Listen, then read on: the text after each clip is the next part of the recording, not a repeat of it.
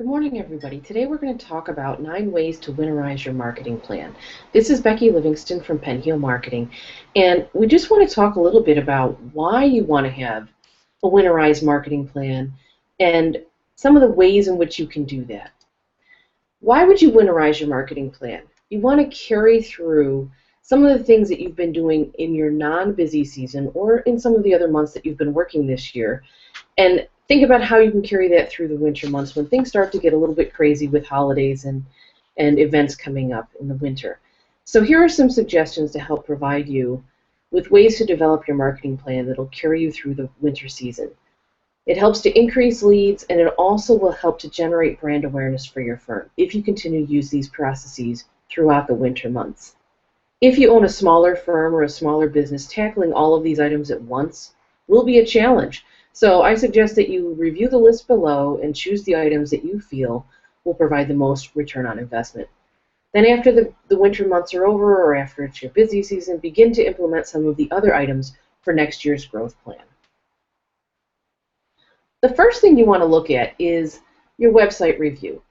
Take the time to look at your website. Are there opportunities there for you to do things on your website that allow you to do some different things throughout the winter months? For example, take the time to review and update your SEO keywords and terms on the website. There may be things happening in the industry or in the news that may be influencing some of your keywords. Also look at your website analytics to make sure that you're updating your keywords. Swap out some of your photos to keep things on your site fresh, so those visitors that come back often will see new content based on imagery. Update outdated copy on the site and archive outdated content. For example, if you have content that's a couple of years old that are not getting clicks on your website, take those things down or archive them. Look at them and see if there's ways that you can update that content to make it fresh again and put it back out there, and make sure you share it on social media. Look at your client portal if you have one. Is it working correctly?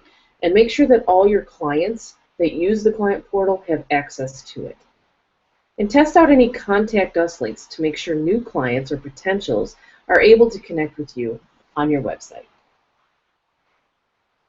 The next thing we want to look at is your content. Think about ways that you can identify inbound marketing elements, such as white papers, webinars, videos, checklists, tip sheets, anything like that that you can create a downloadable form to go with it. Find ways to repurpose that content. I always suggest create it once, use it multiple ways. Repurpose the content into additional inbound marketing opportunities. For example, turn a slide deck into a video. That's what I'm doing here. Take a series of similar topic blog articles and turn them into an ebook or a white paper. Then share that information with your customers in the industry that that white paper or that ebook might make sense for. Think about tip sheets. Are there ways that you can create tip sheets that people can download and share? Look at your content. See if there's ways to repurpose it. Develop landing pages. This is huge for inbound marketing these days. If you haven't used a landing page for lead generation, now's the time to start thinking about how to implement it. This is where the downloads start to take place. You want to create a dedicated landing page for things like content, like tip sheets, slide decks, white papers, where people want to get that content, but what you want to get from them is their email address, their name, any problems that you can solve for them. It helps to increase your lead generation and your email marketing. The content's usually free, but what people do need to do is complete the form to get it. That's one of the benefits, is the content is free. Think about things that you can give away for free that your customers would enjoy. Blog articles. Oh, this is huge. Begin writing and squirreling away those blog articles for winter months. You may not have the time to write during that season, but you have time to post things. So think about those relevant topics for your clients and begin writing them now. Look at content you've been exposed to earlier in the year that you've earmarked for blog topics. Develop a blog calendar that aligns with your organization's goals, and write about those topics that will help you to reach those goals. Increase exposure for your firm's staff. Ask them to write blog articles, particularly for those people who are influencers in your organization. So they can write content, get their name on it, and help to increase their brand awareness along with yours. Social media planning. This is really, really great. If If you're leveraging social media in your organization, don't let it go dark during the holiday season or during the winter months. Leverage a scheduling tool like Hootsuite or TweetDeck or some other tool to help you schedule your social media posts over a period of months. That doesn't mean you should set it and forget it. Remember to check the site a couple of times per week to stay on top of responses and comments. And also remember to share other people's content to help increase your social media reach. 6, online advertising. Yeah, it's a great time to think about advertising.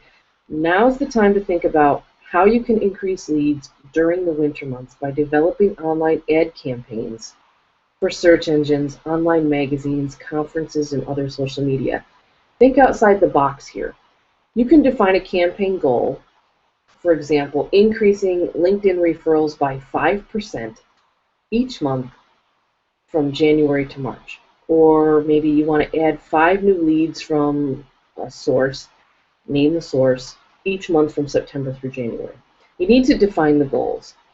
Conduct your SEO keyword research based on website analytics, research on tools like Google AdWords, the ad planning tool, to help you increase and leverage the most effective terms for your campaign.